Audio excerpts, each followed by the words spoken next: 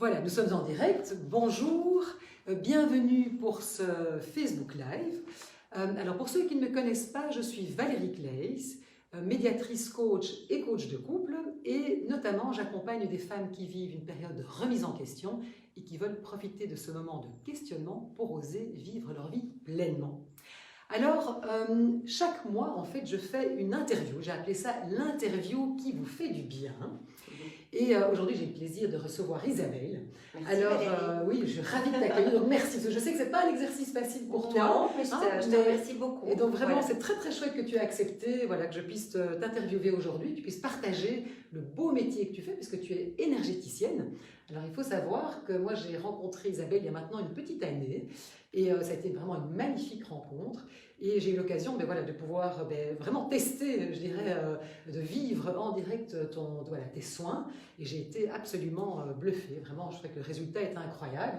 Et puis, j'ai pu aussi envoyer des clientes que j'accompagne en coaching qui vivent des périodes difficiles, ainsi que des amis. Et tous les feedbacks que j'ai reçus étaient vraiment, chaque fois, mais excellents.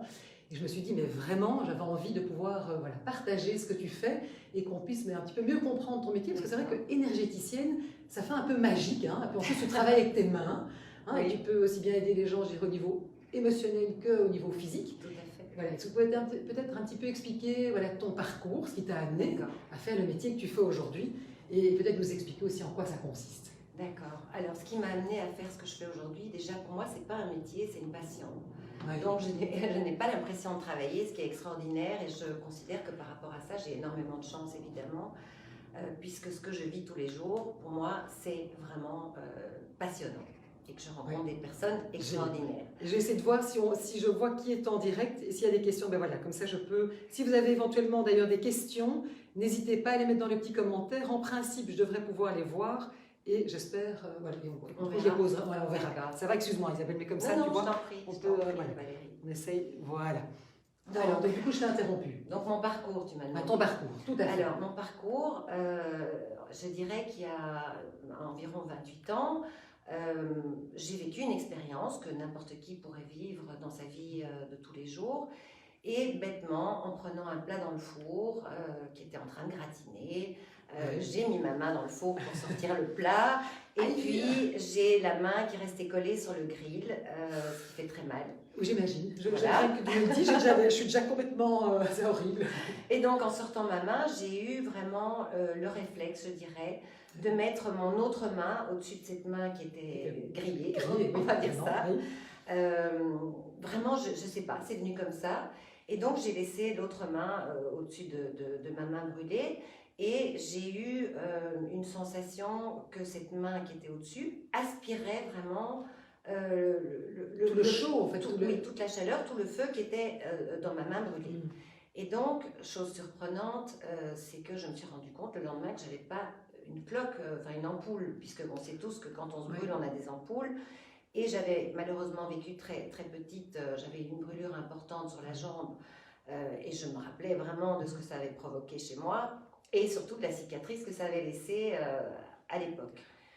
Donc j'ai refait, je ne dis pas que j'avais plus mal en faisant ça bien entendu, mais je me rappelle que le lendemain j'ai remis ma main comme ça, et chose extraordinaire pour moi, donc il y a 28 ans, 27 ans, c'est que je n'ai eu ni cicatrice et que cette brûlure a guéri très vite.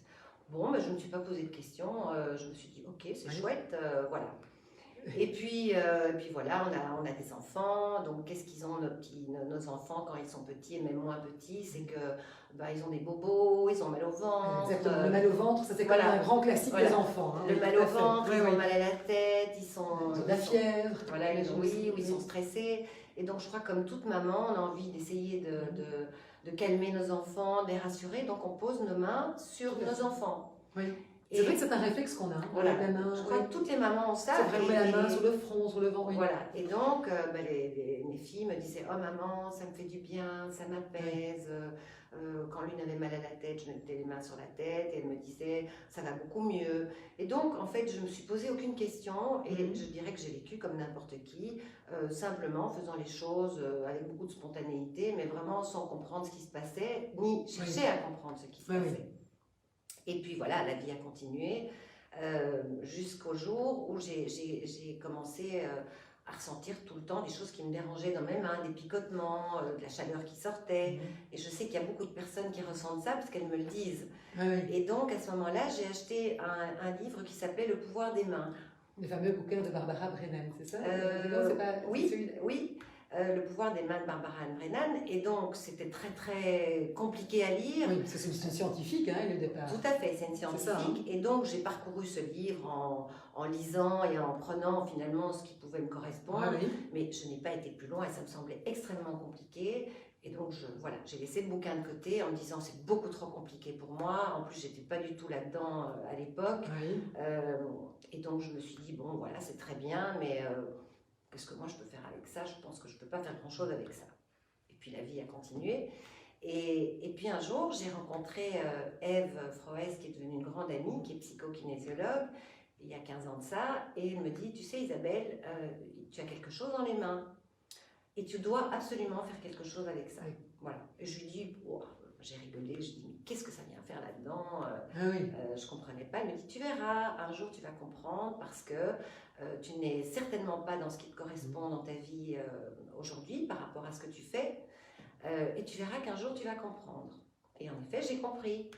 Donc, j'ai compris à un moment donné, il s'est passé beaucoup de choses dans ma vie et j'ai à un moment donné décidé de prendre un virage à 360 degrés. Oui, donc vraiment de tenir, je change de voilà, vie. Je me suis rendu compte, je suis arrivée vraiment comme n'importe qui peut le vivre dans sa vie. J'étais face à un mur où je me suis dit maintenant tout doit changer dans ma vie. C'était vraiment pour moi... une question de survie quelque part. Presque. Oui, vraiment de survie. Et donc je me suis dit ok, je dois faire autre chose, je dois aller vers autre chose. Et donc j'ai décidé de partir, je dirais, en voyage à la rencontre de moi-même. C'est un voyage initiatique en fait. C'est un voyage initiatique et aussi un vrai voyage puisque j'ai quitté la Belgique pendant quelques années. Et donc j'ai recherché, je ne savais pas où j'allais, je ne savais pas comment j'allais faire. Et je me suis dit c'est pas grave, j'étais dans une espèce de confiance dans ce que la vie allait amener sur ma route. Voilà. Et donc, j'ai eu beaucoup de cadeaux et merci la vie.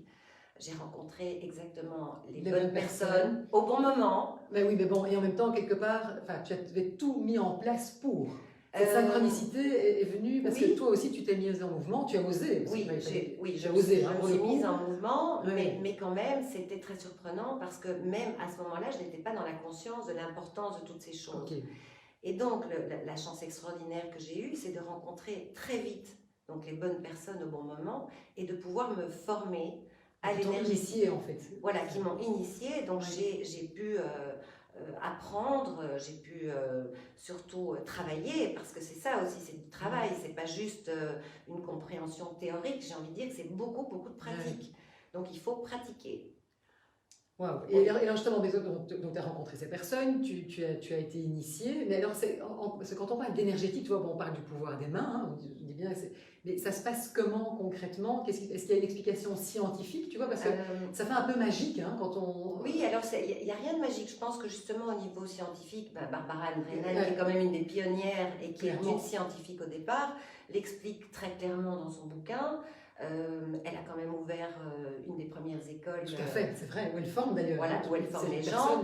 Je sais que voilà, il y a plusieurs écoles évidemment dans le monde par rapport à ça, mais il y a d'autres personnes, il y en a énormément, je ne les connais pas toutes évidemment, mais je pense par exemple au docteur Luc Baudin, qui est une personne qui est extrêmement médiatisée, qui est au départ un médecin tout à fait conventionnel, et qui s'est tourné vers la médecine énergétique. Lui, il parle de médecine énergétique. Moi, je ne suis que thérapeute, ça je veux quand même le préciser. Voilà, le préciser. Je ne suis pas médecin. Voilà, je ne suis pas médecin, je n'ai pas les prétentions de guérir. Ça, c'est quand même très important de le dire. Et puis, ma dernière rencontre récemment, il y a pas très longtemps, c'était au mois de mai, avec une personne extraordinaire qui est magnétiseur depuis 30 ans, avec qui j'ai eu la chance de pouvoir faire une formation très particulière, et donc qui est Arnaud Chicourt, pour le citer quand même, parce que c'est vraiment quelqu'un de formidable. Et donc Arnaud Chicourt, il a même investi de ses propres deniers pour faire des expériences avec des scientifiques. Pour justement pouvoir, un peu comme on fait avec la pleine conscience aujourd'hui, on fait des expériences pour vraiment montrer qu'il y a des choses qui se passent dans le cerveau, etc. Oui, et puis aussi au niveau des mains. Au niveau des mains, exactement. Voilà. Donc je pense que moi je ne vais pas rentrer dans le sujet et l'approfondir, je pense qu'il y a des tas de gens et on peut trouver des tas comment dirais-je, d'écrits qui concernent cela et qui des publications qui sont validées par certains scientifiques. Bon, je sais que des scientifiques n'y croient pas, mais ça, c'est pas grave. Voilà. En tout cas, aujourd'hui, c'est vrai que de plus en plus... Comment ça se passe concrètement quand on vient faire un soin chez toi, tu vois? Comment se passe une séance? Comment se passe une séance, tu vois? Et qu'est-ce que tu peux... Après, peut-être nous donner des exemples, par exemple, de choses que tu as pu... Et donc, on va venir, et puis est-ce qu'il faut parler? Comment... Enfin, moi, je sais, parce que je suis venue. Voilà, comment pour les personnes qui ne connaissent pas, qui se demandent un petit peu, tiens, voilà, comment ça va se faire? Alors déjà, j'ai envie de dire que chaque séance est différente. Okay. La personne qui va venir me voir, je vais d'abord parler quelques minutes avec elle pour savoir pourquoi elle vient. Oui.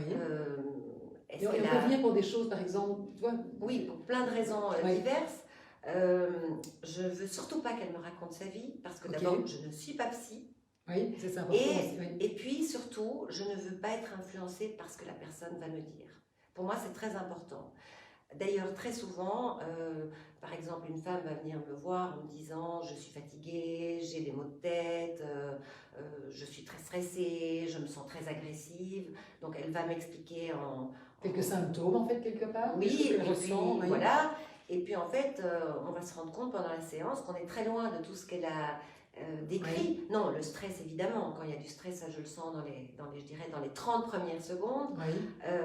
Mais il y a des choses qui sont beaucoup plus profondes derrière tout ça et qui vont nous amener à comprendre ce qui se passe, en fait, pourquoi cette personne est mal, pourquoi elle a des blocages, comment on va pouvoir lever ces blocages. Et donc ça peut être des blocages qui datent d'il y a très longtemps, en fait. Tout à fait. Donc ça peut être des choses qui se sont passées quand on était petit ou même dans, je veux dire, dans la vie intra-utérine. Enfin, exactement, il y a des choses qui peuvent remonter très loin en arrière et dont on n'est absolument pas conscient ou qu'on a oublié, mais voilà, qui amènent des blocages dans notre vie. Du coup, on sent que dans sa vie, on peut parfois manquer d'élan, ou on peut, tout à fait. Je sais pas moi, être timide ou... Tout à fait, ce sont des choses, j'ai envie de dire que quelque part, on a un sac à dos quand on est qui est complètement vide, et puis au fur et à mesure de la vie, on avance, et puis on met un petit caillou, et puis encore un petit caillou, puis le sac à dos, il se remplit.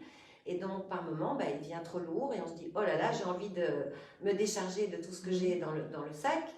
Et puis, c'est pas toujours facile de le faire tout seul, parce que... Clairement. Voilà, il y a des personnes, heureusement, comme toi, qui sont là pour aider ces personnes-là aussi. Et je pense qu'aujourd'hui, on a une chance énorme. Voilà, c'est qu'on a un panel extraordinaire. Oui, ça, je suis d'accord avec toi. Voilà. Alors que je veux dire que ce que n'avaient pas nos parents ou nos grands-parents. Ni même nous. Ni même nous, à la limite, quand on est. Et c'est vrai qu'aujourd'hui, on se rend compte quand même qu'il y a toute une série de personnes qui sont là pour pouvoir accompagner. Absolument. Et en tout cas permettre parfois d'oser ce qu'on n'ose pas faire ou pouvoir débloquer certaines choses. Donc ça, c'est vrai que c'est super intéressant. Et donc, du coup, toi, des personnes viennent chez toi. Est-ce que tu as, typiquement pour des femmes qui seraient justement en transition, tu vois, une femme qui vit un divorce, une séparation, ou des grands questionnements au niveau, je dirais, professionnel, un deuil quelque part, comment tu vas... Tu veux savoir comment je procède pendant ta séance, c'est ça, tu vois? D'accord. Alors, ma séance, elle se passe déjà sur une table de massage. Ok. Donc, la personne est couchée. Elle est habillée, hein? Elle est habillée, bien sûr, elle est habillée. Je travaille avec mes deux mains, c'est-à-dire que je vais commencer par les pieds, puis je vais me positionner près de la tête de la personne. Et ensuite, je vais travailler avec mes deux mains que je vais positionner à différents endroits du corps, en dessous du corps. Et avec mon autre main qui est au-dessus, je vais toucher très délicatement la personne à différents endroits. Voilà. Donc ça, c'est la première chose.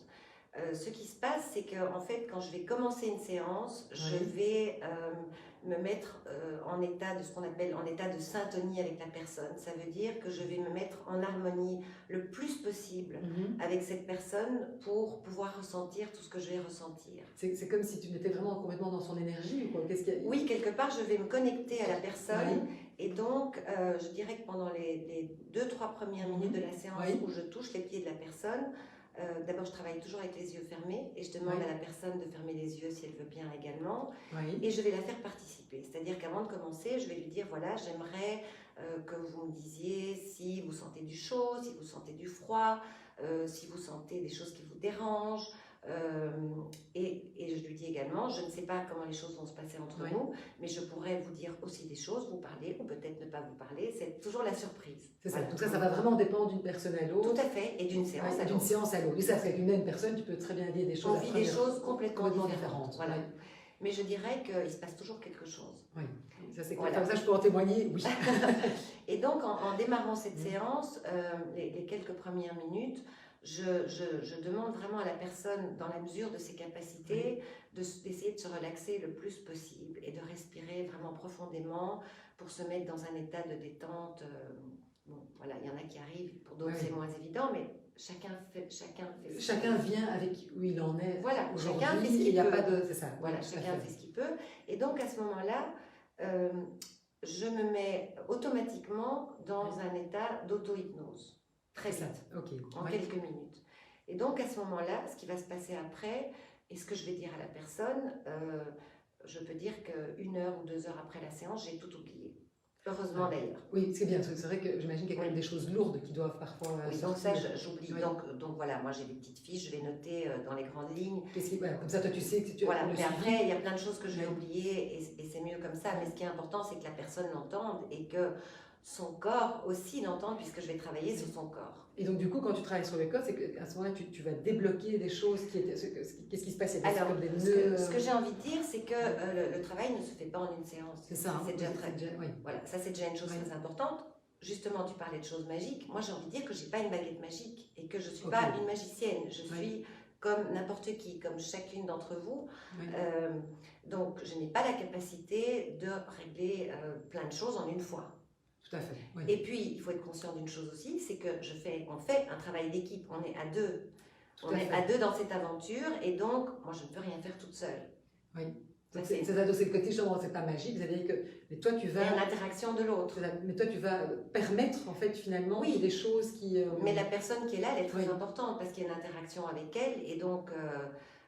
si elle n'était pas là, je ne pourrais pas faire ce travail. On est bien d'accord. Oui. Et donc, à partir de ce moment-là, j'ai envie de dire que quelque part, je vais comparer une personne à un oignon. Ça peut paraître très bizarre. Donc, je vais travailler, on va dire que je vais travailler sur un oignon. Et la première séance, je vais la décrire comme une lecture corporelle. C'est-à-dire que je suis... à ce moment-là, dans un état de concentration qui est peut-être différent des séances qui vont suivre, parce que je travaille différemment.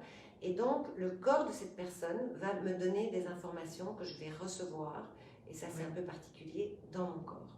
Et donc, toi, tu vas tout ressentir. Oui. Tu ressens dans ton corps, en fait. Alors, je ressens dans mon corps. Donc, par exemple, une personne qui va être extrêmement triste, je vais ressentir sa tristesse dans mon corps, dans mon cœur. Est-ce que tu peux ressentir aussi bien les émotions que aussi des douleurs physiques dans ton corps? Oui, je peux ressentir aussi. Tu ressens les deux? Je ressens les deux. Ça, donc, je ne vais pas dire que je ressens toutes les douleurs physiques, non. Mais en tout cas, au moment où je vais commencer à travailler, il y a des douleurs qui vont arriver, seront celles peut-être auxquelles je devrais être attentive. C'est ça. Voilà. Et donc, quand je parle d'un oignon, c'est qu'on va travailler sur la première couche. Et au fur et à mesure du travail dans les séances suivantes, je vais avoir accès à d'autres informations qui seront probablement différentes. C'est ça, parce que tu vas aller plus profondément en fait. Voilà, je vais aller plus profondément. Et donc, en même temps, je vais exprimer des choses, et parce que ça me semble important que la personne puisse l'entendre, l'écouter, et je ne vais pas faire des affirmations, je vais dire, est-ce que vous pensez que je ressens ça, est-ce que ça vous parle? Ça me semble très important de ne jamais être dans l'affirmation parce que je suis un être humain comme tout le monde et je ne détiens pas les clés de la vérité. Tout à fait. Donc, voilà, je suis tout à fait honnête. Je peux aussi me tromper par rapport à certaines choses. Maintenant, c'est pour ça que j'aime cette interaction parce que quelque part, j'ai la sensation que c'est comme si on avait un puzzle avec des petits morceaux partout et quelque part, ensemble, on va remettre les pièces de ce puzzle. Et reconstruire une histoire depuis, je ne sais pas où elle va démarrer à l'avance, mais on va reconstruire une histoire. Alors, peut-être que je me suis un peu... Non, c'est super, c'est intéressant. Et donc, du coup, tu vas reconstruire pour aller vers, quelque part, du mieux-être après. Pour du mieux-être. Alors, ça, c'est... Alors, j'ai envie de dire qu'il se passe des choses aussi dans le corps. C'est-à-dire qu'au moment où je vais toucher cette personne en mettant une main en dessous, une main au-dessus,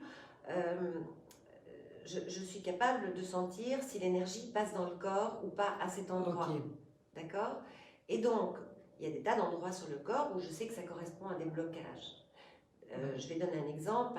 Il y a parfois il y a beaucoup de femmes qui sont peut-être parfois à certains moments de leur vie plus dans une énergie masculine que dans une énergie féminine. Oui, absolument. Donc, sur le corps, c'est très marqué. Ça veut dire que l'énergie va circuler de manière beaucoup plus fluide d'un côté du corps et de l'autre côté du corps, c'est bloqué. Donc, par rapport à ça, je peux identifier que cette femme, elle est dans une énergie plus masculine, ce qui ne veut pas dire qu'elle est masculine. Non, on a bien compris, mais qu'en tout cas, l'énergie qu'elle déploie pour être ici aujourd'hui dans son activité, ça sera une énergie plus masculine. Donc, elle n'est peut-être pas, elle, en accord avec cette énergie masculine. Parce que, finalement, dans son fonctionnement à elle, c'est une personne qui devrait être plus dans l'énergie féminine, et par la force des choses ou les contraintes de la vie, elle a été obligée quelque part. Voilà. Donc il y a une espèce de dualité dans cette personne qui fait que ça peut amener aussi un mal-être. Ok. Par exemple, quand l'énergie ne passe pas dans le bas du corps ou est bloquée au niveau du bas du corps, ce sont souvent des personnes, je le constate évidemment maintenant par rapport à tous les retours que j'en ai aussi. Tu vois pas mal de... Oui. Voilà, c'est que souvent ce sont des femmes qui vont se retrouver à un moment donné dans une situation où elles sont comme à la croisée des chemins. Et elles ne savent plus dans quelle direction aller. C'est comme si elles avaient les jambes coupées. Oui, c'est comme si elles avaient les jambes coupées. Donc du coup, elles ne peuvent pas avancer. Donc du coup, mentalement, elles se disent, oui, je sais où je veux aller, mais quelque part, elles n'arrivent pas à y aller. Ça, c'est super intéressant. C'est très complémentaire, je veux dire. Oui, tout à fait. Parce que du coup, tu peux vraiment aider à débloquer des choses. Oui, donc là, on travaille vraiment sur le corps. Là, on travaille vraiment sur le corps. Donc il y a aussi... Leur tête, elles ont fait tout le travail avec leur tête en disant, tiens, maintenant, je sais, j'ai envie d'aller. Mais quelque part, il y a encore cette impulsion du corps qui ne suit pas. Qui ne suit pas. Super intéressant. C'est pour ça que je pense qu'on a des métiers. Tout à fait, absolument. Clairement, moi, je vois bien, j'ai beaucoup de femmes avec qui j'ai travaillé, que je t'ai envoyé, parce que je me rendais bien compte qu'il y avait quelque chose. C'est comme s'il fallait une impulsion quelque part. Exactement, tout à fait. C'est comme s'il fallait une impulsion. Voilà, du coup, je sais plus ce que je... Non, mais c'est quand et par exemple, typiquement, avec des douleurs physiques, tu vois, quelqu'un qui aurait, je sais pas moi, des maux de ventre ou des choses comme ça, parce que tu agis aussi bien sur l'émotionnel, hein, mais aussi sur le physique. Alors, oui, donc comme je l'ai dit, je ne suis pas médecin. Non, on est bien d'accord. Donc c'est voilà, quand quelqu'un va venir me voir, par exemple, en me disant j'ai tout le temps mal au ventre, je vais d'abord de lui demander si elle a consulté un médecin, si elle a fait tout ce qu'il fallait pour être certaine qu'elle n'a pas un problème vraiment physiologique. Et donc, si elle me dit non, il n'y a rien, je me dis qu'il doit y avoir une cause peut-être émotionnelle derrière tout ça qui provoque ces douleurs. Tout à fait. Et donc, je pense quand même quelque part que derrière toute douleur, il y a souvent une cause émotionnelle. Donc voilà, le ventre, évidemment, c'est une partie importante de notre corps. Pourquoi? Parce que c'est le siège de toutes nos émotions. Tout à fait. Et j'ai envie de dire à chaque personne, à chaque femme en l'occurrence, puisqu'on est là pour parler des femmes aujourd'hui, que très souvent dans des moments comme ça où on est mal par rapport à plein de choses, on n'est absolument plus connecté à son corps. Ça veut dire qu'on n'est plus à l'écoute de ce qu'on ressent à l'intérieur de soi. Et ce qu'on ressent à l'intérieur de soi, c'est très important. Parce que ça nous donne des petits signaux et on n'est pas toujours très attentif à ces signaux. Donc notre ventre est le siège de nos émotions, on dit toujours le deuxième cerveau, j'ai presque envie de dire que c'est le premier, puisque notre mental est extrêmement puissant pour nous embarquer dans plein de situations parfois qui sont totalement... voilà. Ils ne sont pas toujours les meilleurs pour nous. Voilà, ils ne sont pas toujours les meilleurs pour nous. Et que donc, forcément, il faut apprendre à s'écouter. Pour apprendre à s'écouter, ça veut dire qu'il faut se faire confiance. Et donc, j'ai envie de dire que, aussi par rapport à ça, et toi tu le vois certainement tous les jours, il y a énormément de femmes qui sont peut-être des femmes extrêmement brillantes dans leur profession, qui paraissent très sûres d'elles, mais qui en fait n'ont pas du tout confiance en elles. Et donc, par rapport...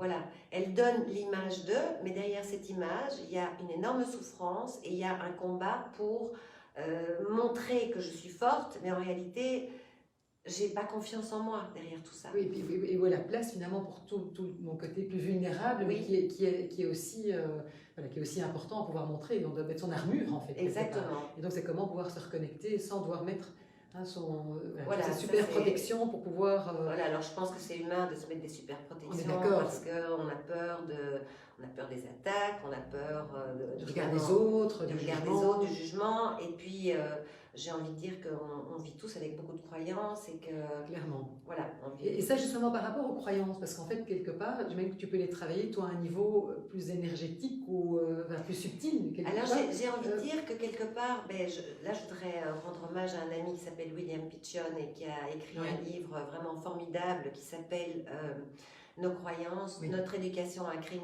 contre nous-mêmes, et qui m'a permis aussi de prendre conscience de plein de choses par rapport à ces croyances.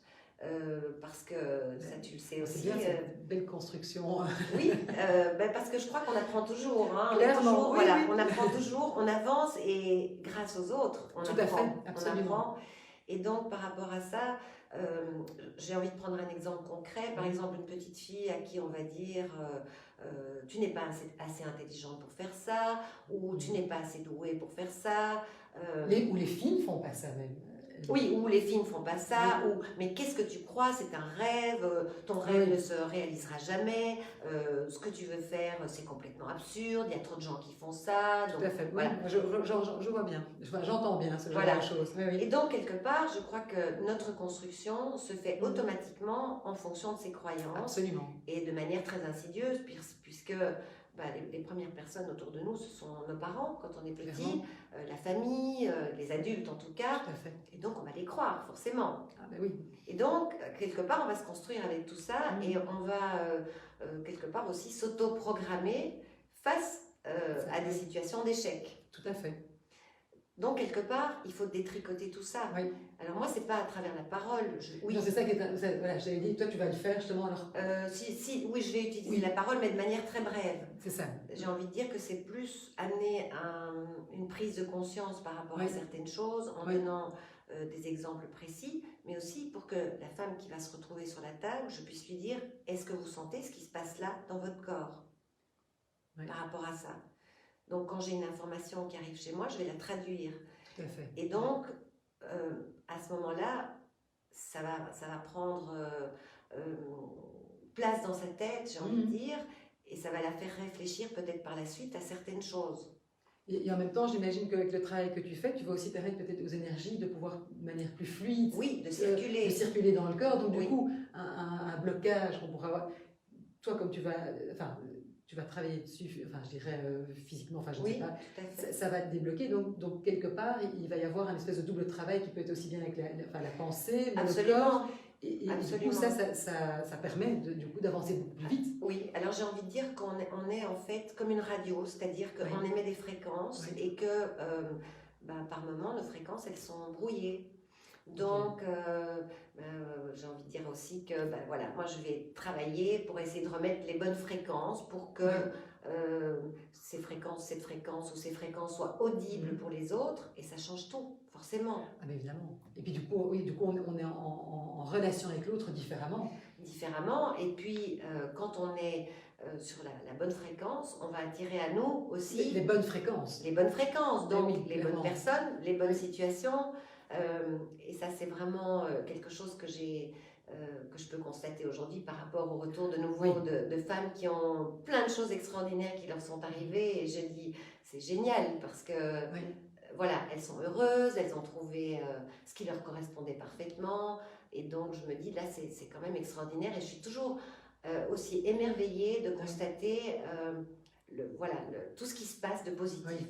Vraiment. Suite à une séance chez toi, comme ça débloque, non mais comme ça peut vraiment débloquer des choses, et en tout cas ça peut mettre en mouvement. Et comme cette personne est formidable aussi parce qu'elle fait le travail, elle essaie de faire le travail. Mais quelque part tu es vraiment là pour quelque part donner cette impulsion. Voilà, mais moi j'ai envie de dire que je mets peut-être une petite impulsion et que je fais un peu de ménage. Je fais un peu de ménage. Un peu on va dire, je fais un peu de ménage. Très modeste. Non, je pense que c'est pas de la modestie, je pense que c'est vraiment... il y a des choses à nettoyer, on les nettoie. C'est ça, on les nettoie. Et justement, j'avais dit, parce que toi, on vient souvent te voir quand on a un problème, entre guillemets, ou en tout cas quelque chose qui bloque. Est-ce que par exemple, ça serait intéressant de se dire, tiens, de venir te voir un peu comme, tu sais, comme on entretient sa voiture, quelque part, est-ce que ça vaut se dire, tiens, de faire une séance, toi, si on a fait un travail de fond avec toi déjà, mais de régulièrement, quand j'ai toi régulièrement, de se dire, c'est intéressant parce que finalement, on a quand même plein plein de choses à nettoyer tout le temps. Enfin, je veux dire, ne fût-ce que par la vie qu'on mène, Oui, par tout ce qu'on est, tout tout ce à quoi on est soumis, en ce à fait. quoi on est soumis. On peut Tout à fait. attraper des choses Oui. parfois qui nous appartiennent même pas. Mais donc, Exactement. c'est peut-être intéressant aussi de se dire, on peut avoir un travail d'entretien aussi quelque Oui, tout part. à fait. Alors, il y a une chose importante pour moi, c'est que je ne veux pas que les gens se sentent dans la codépendance vis-à-vis C'est de ça, moi. tu veux pas être une béquille. Je ne veux pas être une béquille. C'est ça, je comprends Pourquoi? très bien. Tu es dans la responsabilisation. Voilà, dans la responsabilisation. Après, je trouve que chaque personne doit pouvoir garder son libre arbitre et prendre les choses en main par rapport à elle. Et c'est pour ça, c'est très important par rapport à ce travail, c'est pas de codépendance. Maintenant, oui, il y a des personnes qui viennent me voir régulièrement, comme on irait, quand on a mal au dos, revoir un ostéo. On va voir son ostéo, voilà, c'est ça, on se dit, tiens, moi je préfère prévenir que... et donc, j'ai l'ostéo une fois tous les X, parce que je sais que ça va me permettre parce de qu'on est fatigué, parce que je suis fatiguée, changement de saison par exemple, des choses comme ça. Voilà, parce qu'on est fatigué, parce qu'on est un peu stressé par rapport à certaines choses. Et donc je dirais qu'à ce moment-là, ça va vite, on remet les choses à leur place et puis hop, on est reparti. C'est ça, génial. Est-ce qu'il y a une anecdote ou quelque chose que tu as envie de partager, toi, que tu as vécu lors d'une séance, tu dis, oh tiens, voilà, j'ai envie de te partager? Alors j'ai peut-être envie de partager une anecdote qui est quelque chose de très joyeux. C'est une jeune femme qui est venue me voir il n'y a pas très longtemps et en travaillant sur elle, donc en démarrant la séance, je ressens quelque chose et je lui dis, est-ce que là tu es en train de penser à avoir un enfant? Et elle me dit oui. Et je lui dis, mais tu es enceinte? Non, je ne suis pas enceinte. D'ailleurs, j'ai fait un test il y a quelques jours, le test est négatif.